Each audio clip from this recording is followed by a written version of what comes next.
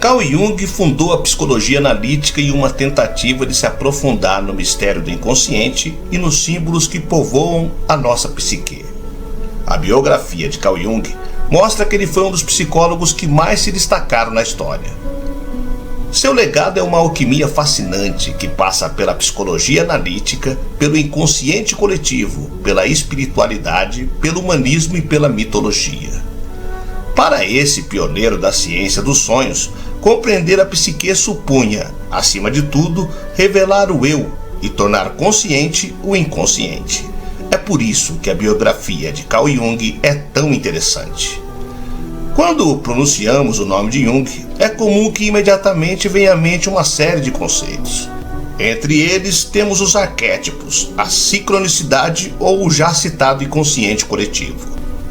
Algo que, no entanto, frequentemente esquecemos sobre essa e outras notáveis figuras da psicologia no século XX e que foram, acima de tudo, grandes pensadores. Carl Jung também se destacou muito por esse aspecto. Quase no final da sua vida, realizou uma série de reflexões que até nos dias de hoje ainda são muito inspiradoras. Conheça agora o fundador da psicologia analítica, Carl Gustav Jung. Eu sou o Sidney Góes e você está no Placebo. Vem comigo, que no caminho eu te explico.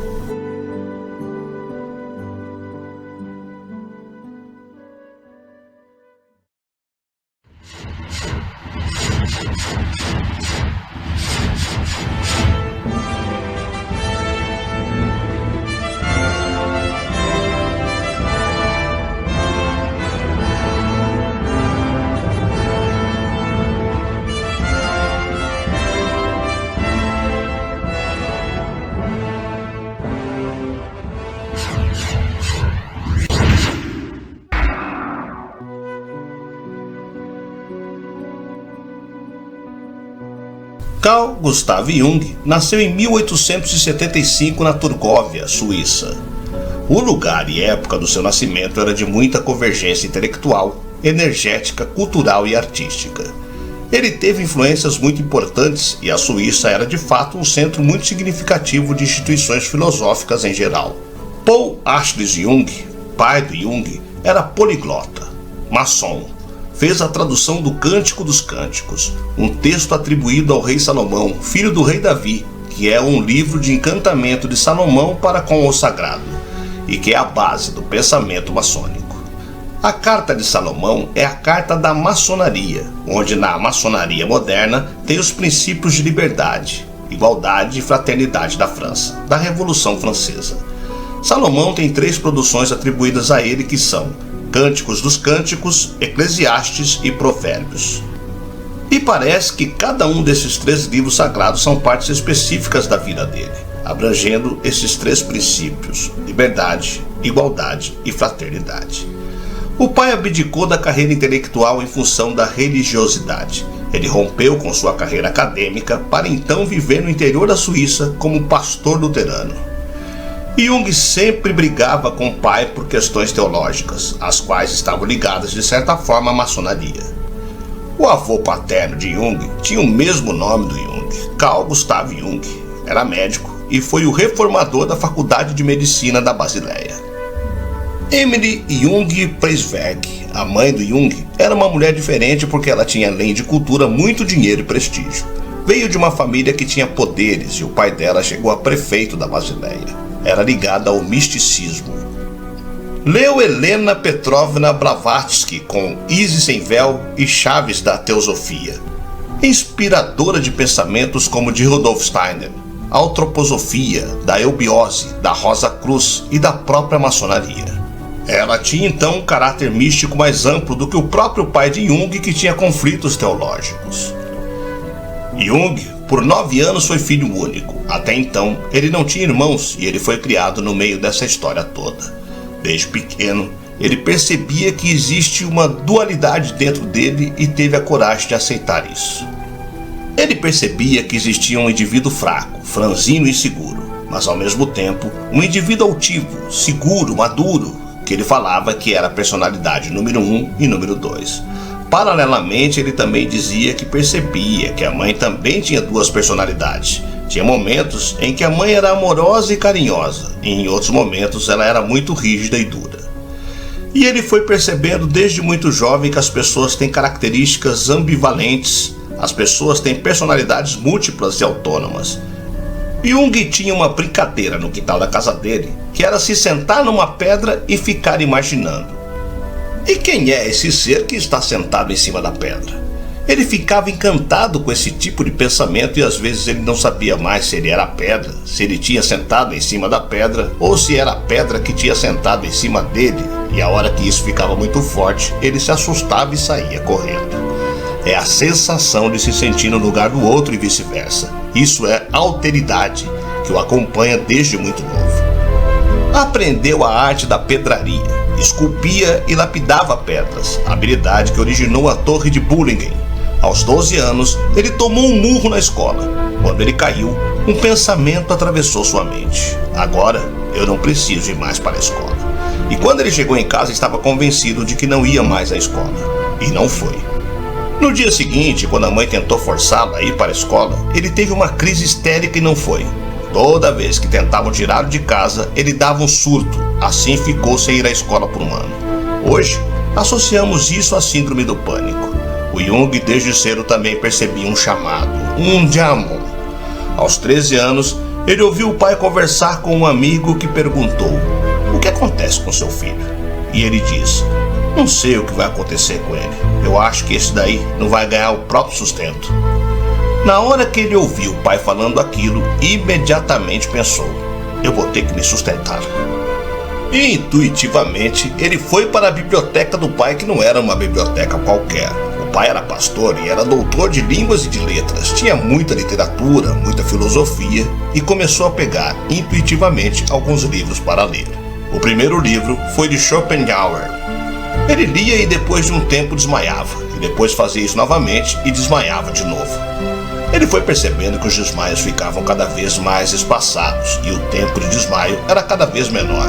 E a partir do momento em que ele não desmaiou mais, ele se tornou obsessivo em leitura.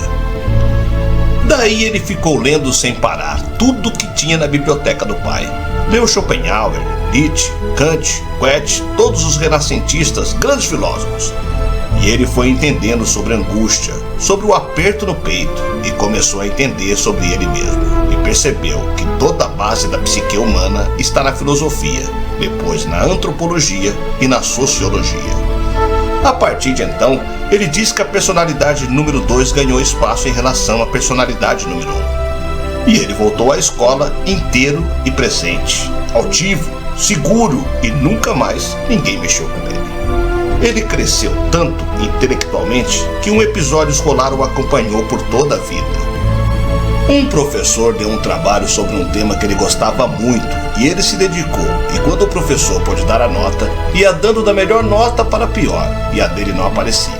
E no final, o professor disse: "E aqui tem o trabalho de Carl Jung que com certeza não foi ele que fez, foi um plágio. Se eu tivesse que dar a nota, seria a maior nota, mas como não foi ele que fez, eu não posso dar. Apesar de que eu não sei de quem e onde ele plagiou." Aos 83 anos de idade, Jung diz que se encontrasse esse professor o mataria. Ou seja, ele carregou o complexo por todo esse tempo. A partir daí ele se tornou um cara forte e vigoroso. Esse tempo fora da escola foi um ano de imersão no inconsciente, muito importante no seu processo de maturação. Aos 16 anos ele lê autores passando pelas escolásticas, Aristóteles, São Tomás e Schopenhauer novamente. Em 1900, com 24 anos, se forma como médico e em 1902 é nomeado como psiquiatra. Sempre teve fascínio pela espiritualidade, defendendo sua tese de doutorado intitulada Psicologia e Patologia dos assim chamados fenômenos ocultos. Neste mesmo ano, casa-se com Emma Rauschenbeck, com quem teve 5 filhos. Em 1903, passa a ser o primeiro assistente em Burgosdorf, manicômio cantonal e clínica psiquiátrica da Universidade de Zurique. Em 1906, ele escreveu Estudos em Associação de Palavras e enviou uma cópia para Sigmund Freud. O evento serviu como início de uma amizade entre os dois homens. No período de 6 anos que se seguiram, Jung se dedicou a explorar o seu próprio subconsciente. Ele registrou sua experiência em um livro inédito conhecido como O Livro Vermelho e continuou a escrever e ilustrar o livro ao longo dos próximos 15 anos. Em 2009, o livro foi finalmente publicado, permitindo aos leitores um olhar sem precedentes sobre a mente de uma das figuras mais fascinantes da psicologia. Para o observador superficial, escreveu Jung no epílogo em 1959, isto parecerá como uma loucura. Em 1907, Jung e Freud se encontraram pela primeira vez, permanecendo 12 horas conversando ininterruptamente. Freud queria um discípulo não judeu e mais jovem para disseminar a teoria dele, e Jung atendia todos esses requisitos.